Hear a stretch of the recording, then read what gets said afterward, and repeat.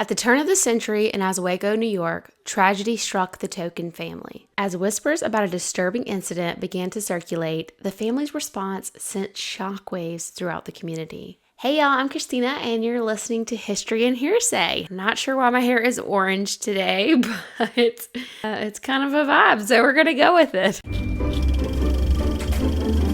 Today's story takes place in October 1899 in Oswego, New York, where one of the wealthiest families in the area, the Tokin family, experienced the tragic loss of their 11-year-old daughter who passed away suddenly from appendicitis. Despite the fact that this family could afford all the best doctors, they were unable to save their sweet Virginia. Shocked and overwhelmed with grief, the Tokins placed Virginia's body in a hermetically sealed, which just means airtight, glass-topped coffin. They held the viewing in the library of the house and then afterwards moved the fairy tale coffin into her old bedroom until they could build a family mausoleum in a nearby cemetery. But as the months went by, people began to notice that Virginia was never moved, and it appeared as though the family were continuing to hold nightly vigils in Virginia's room. This began to attract tabloid attention, and gossip began spreading like wildfire. People started to demand an answer as for what the family was doing with their daughter's remains and why they had not yet laid her to rest. The Tokins insisted they would simply pray by her side each night before bed. But many in the town began to believe that this family just couldn't let go and they needed to be forced to lay Virginia to rest. Now, while some of this is obviously strange at any time period, it wouldn't have been quite as strange, at least not at first, in the Victorian era. The Victorian era was a time of medical advances, but in many ways, people were still in the dark. In fact, people really had a good reason to fear that their final resting place might not be very peaceful. It was actually really difficult for medical professionals to procure bodies to study, and so grave robbers were a real concern for most families, and I would only assume that this was probably an even bigger risk in areas where wealthy families were known to bury their loved ones, since people used to be buried with valuable items. Additionally, because medical conditions weren't as well understood, a doctor might mistakenly declare someone dead in cases where the person was often just in a coma. Now, I have to say, I can imagine it would be hard to let go if you were like in such shock and grief that your child had just died, but you also knew stories of other people who had been buried alive and the doctors were wrong and they actually weren't dead. So that kind of puts an entirely new spin on the not letting go thing. To combat grave robbers and premature burial due to lack of medical understandings, the Victorians put a few safeguards in place. Some families would bury their loved one with a rope in their hand that was attached to a bell outside the grave, so if the person were to suddenly wake up when they're buried, they could just ring the bell, signaling their need for help. Other burial options included bricking over a grave, covering it with a protective grate, or purchasing a coffin with a series of tubes and mirrors to allow the grave diggers to peer inside for movement. I know that prior to the Civil War, there was actually a custom where someone would sit up with the body for 3 days to make sure the person was dead before burial. In 1939, when a new type of camera was invented, some people began to take family photos. However, the cost was still really prohibitive for a lot of families, and so the average family would only be able to afford to take photographs at like a big life event such as the death of a loved one, and thus the custom of taking a photograph with the loved one after death became a popular trend. The photograph gave the family a lasting visual reminder of their loved ones.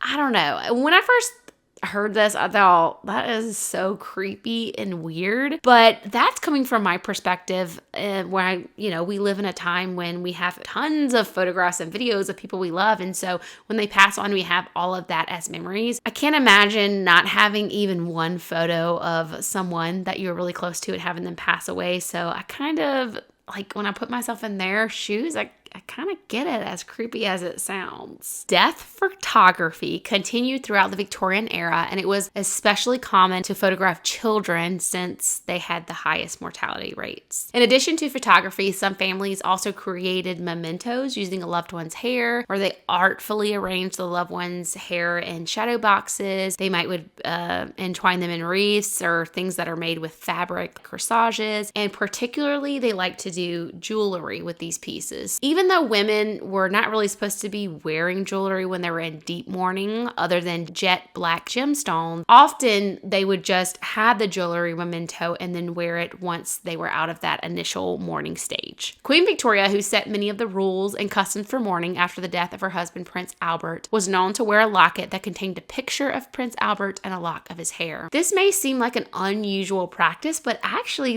this is currently still a custom that's pretty popular, where people will make cremation jewelry and instead of hair, they just use a portion of their loved one's ashes and they just wear it in their memory. Now, this is another one that when I first heard about it a few years ago, I thought was really strange until I kind of thought about it in the perspective of someone who lost somebody who was really close to them. And, just the idea of having like a moonstone or something with someone you're really close to's ashes in there. This is another one that I guess I could see people finding comforting. And when you think of it that way, it does seem a lot less creepy. Before the Victorian era, most people had their burial plots near their homes or right outside of churches, like in the churchyard. But over time, people began to have public cemeteries, and the desire to memorialize and grandly mark a grave became fashion. While grave markers had been more simplistic before, during the Victorian era, they became much more elaborate with things like the private mausoleum. Now, today we still see some large cemetery monuments, although most people have toned it down and it's a lot more simple and personal, which my guess is that's probably mostly due to cost and space. Queen Victoria was most notably known as the second longest reigning monarch in England's history, but she was also known for her deep love for her husband, Prince Albert, and the 40 years of mourning that she spent following his death. Queen Victoria was very public about her mourning, and the practices that she put into place influenced many nations, creating a shift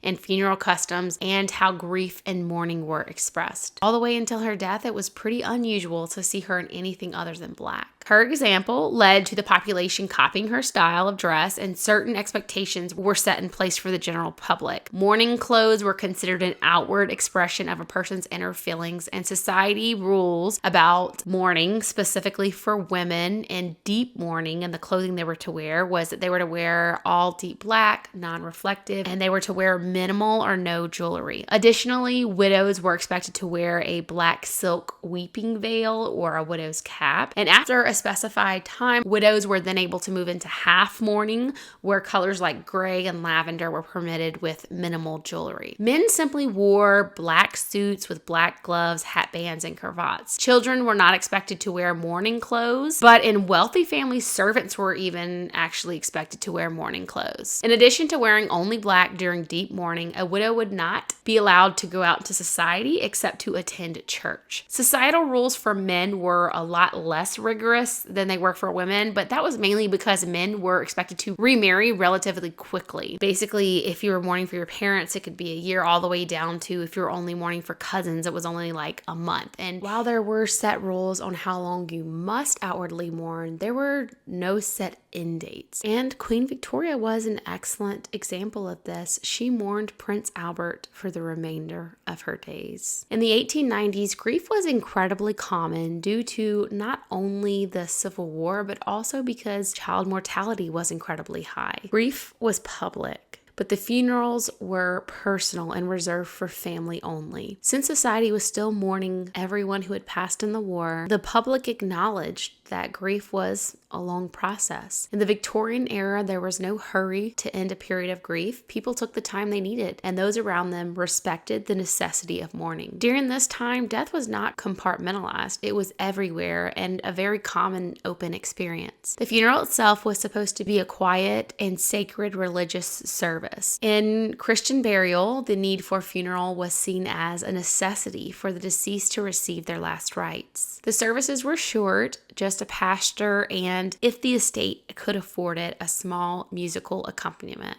At this time in American history, grief was not a sign of weakness, but a natural part of living. It was understood that grief lasted for months and maybe even a year or more. And this was accepted in society. Over the course of the next century, the view on funerals and grief changed. Grief was more of a private issue, but the funerals became the public part. And that's still something that you guys would be familiar with today, is that everyone who knew the person who passed away would be there to not only show their respects for the person who had passed on, mourn, but also to be there to support the family. And during this time, they started to put obituaries in newspapers, and this was seen as a class symbol. The Victorians had no illusions about death. Even if you survived childhood, many adults didn't live past 50 years old. In this era, death was really certain, and people prized an elaborate funeral service. Because of this, many families saved for years to pay for a funeral service, and in fact, it was actually common for women to make their own funeral clothes and include them with the clothes that they had made for their wedding. Today, we shy away from talking about or even thinking about death, and in reality, we can learn something about this from the Victorians. It's okay to talk about and plan for death. The Victorians didn't focus on death. It wasn't some kind of weird, morbid fascination or anything, but they just accepted it as a reality and planned for it.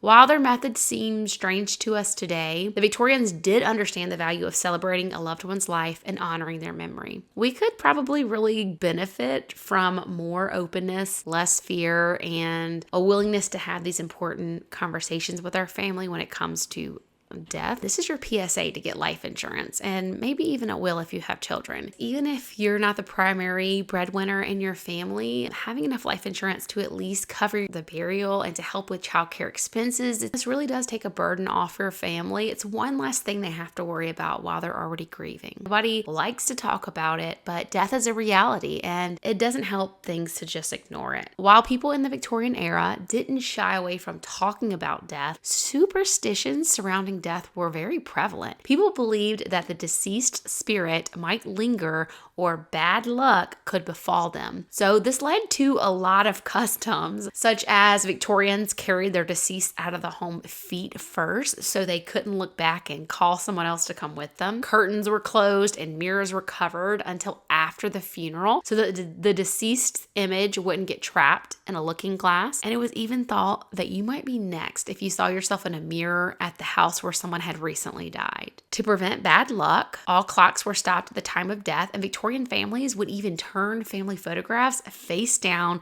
to protect family and friends from possession by the spirit of the dead. But I don't think it took superstition for people to be freaked out by the fact that nearly a year after her death, the Tokins had still not buried Virginia's remains. Morbid curiosity took over, and it became a tabloid story with all kinds of wild and made-up stories being spread all around by the townspeople. In reality, though, all the family ever admitted to was changing the flowers on her coffin and praying daily at Virginia's side. Eventually, the authorities intervened, although at first they didn't really know what to do or if they could really even do anything because no actual rules were on the books for this particular situation. I guess it had never really come up before. But after a while, authorities did step in, and the Tokins put up a fight at first, but eventually they reluctantly complied. And about a year after her death, they finally placed Virginia in the new family mausoleum. Unfortunately, their newfound notoriety placed a further burden on the family when their youngest daughter, Rosamond, started to receive death threats from some anonymous deranged person who would send drawings of the daughter, the interior of the family house, and even drawings of various situations involving Rosamond being kidnapped. So obviously the family